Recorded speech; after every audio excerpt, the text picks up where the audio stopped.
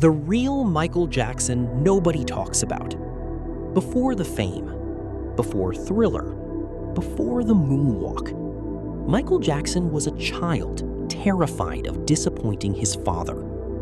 He earned his first dollar at the age of 5. By the time he was 11, he was performing in front of thousands of people almost every single night.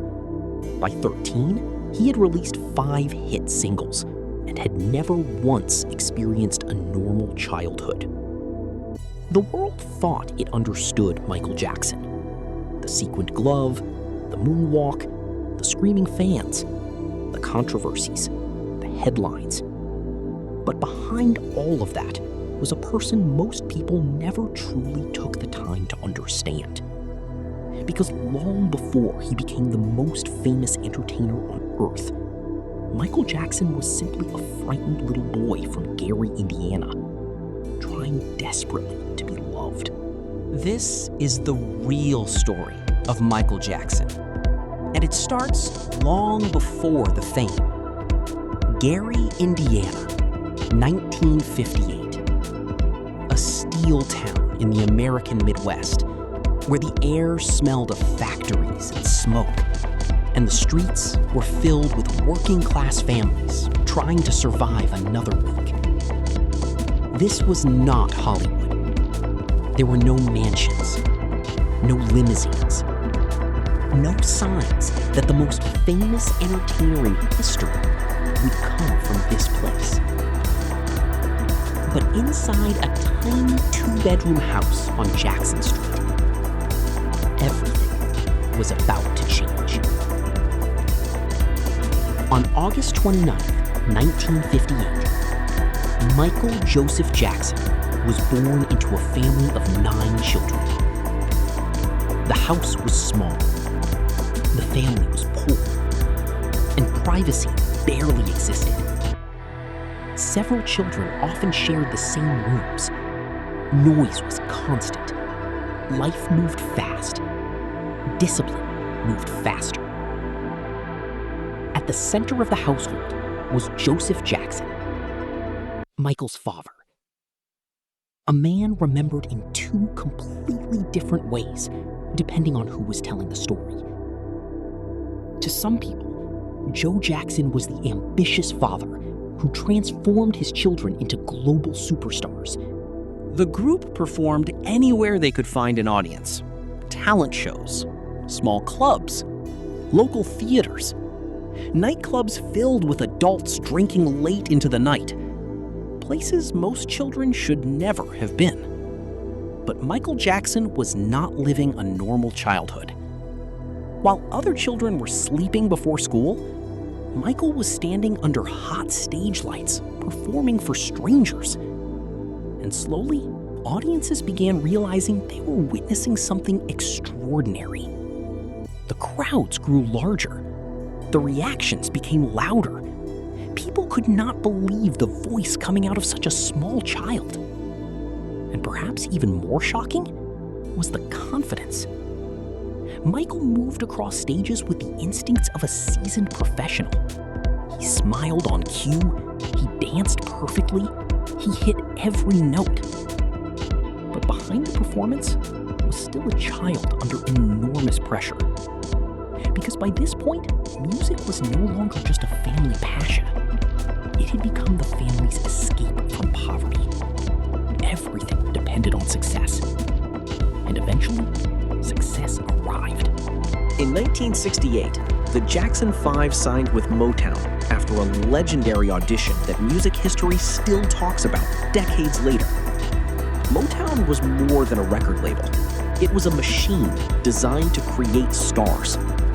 Young artists were trained carefully: how to speak, how to dress, how to move, how to smile during interviews. Everything was controlled. Everything was polished. And Michael Jackson learned quickly, very quickly. Then came the hits: I Want You Back, ABC, The Love You Save, I'll Be There. One after another, the songs exploded across America. All 4 records reached #1. 4 consecutive #1 singles, something no musical group had ever achieved before. Michael Jackson was 10 years old. 10. And already millions of people recognized his face and voice. The Jackson 5 became one of the biggest acts in the country. Fans screamed everywhere they went. Television appearances became constant. Tours became exhausting. And the money finally started arriving. But while the world celebrated the rise of a child superstar, something else was quietly disappearing. Michael's childhood. While other children were making friends at school, Michael was inside recording studios. While other children played outside, Michael sat inside hotel rooms preparing for another performance. While other children discovered who they were, Michael Jackson was becoming a product for the entire world to consume. Years later, he admitted the loneliness never truly disappeared. "I used to cry from loneliness," he said. "I would look outside hotel windows and watch children playing and wish I could be one of them." That feeling stayed with him forever. Because Michael Jackson never really experienced childhood the way most people do. He experienced fame instead. And fame came with a price nobody around him seemed willing to acknowledge. The more successful Michael became, the less normal his life became. By the early 1970s, the Jackson 5 were global celebrities. But behind the scenes, tensions inside the family were growing. Michael was getting older. His voice was changing. And for the first time in his life, he wanted control. Not his father's control. Not Motown's control. His own. By the mid-1970s, Michael Jackson had already spent most of his life performing for other people's expectations. He was still a teenager. But mentally, he sounded exhausted. Then came the decision that terrified everyone around him. Michael wanted to go solo. The family depended on the group. The record label depended on the group. His father depended on the group. Going solo was not simply a career decision. It was independence. It was Michael Jackson trying to become his own person for the very first time. And then, everything changed. In 1979, Michael released Off the Wall, produced by the legendary Quincy Jones. The album sounded different from almost everything else on the radio. It blended pop, disco, funk, and soul into something fresh, energetic, and impossible to ignore. The world loved it. Critics loved it. Fans loved it. The album sold millions of copies worldwide and produced hit after hit. For most artists, Off the Wall would have been the achievement of a lifetime. But Michael Jackson was not thinking like most artists. Because despite the success, he still felt underestimated. He believed the music industry viewed black artists differently. He believed he could go further, bigger, greater, more perfect. They said Off the Wall was a success, Michael later said. But I wanted to create the greatest album anybody had ever heard. And for the next several years, that obsession consumed him. He worked constantly, recorded constantly, practiced constantly, sometimes sleeping only a few hours.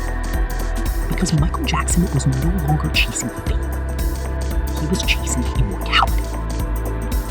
Then, in 1982, he released an album that changed music forever. An album that almost never happened. An album that would transform Michael Jackson from a superstar into something the world had never seen before. But that story begins next week. Michael Jackson was not born a superstar.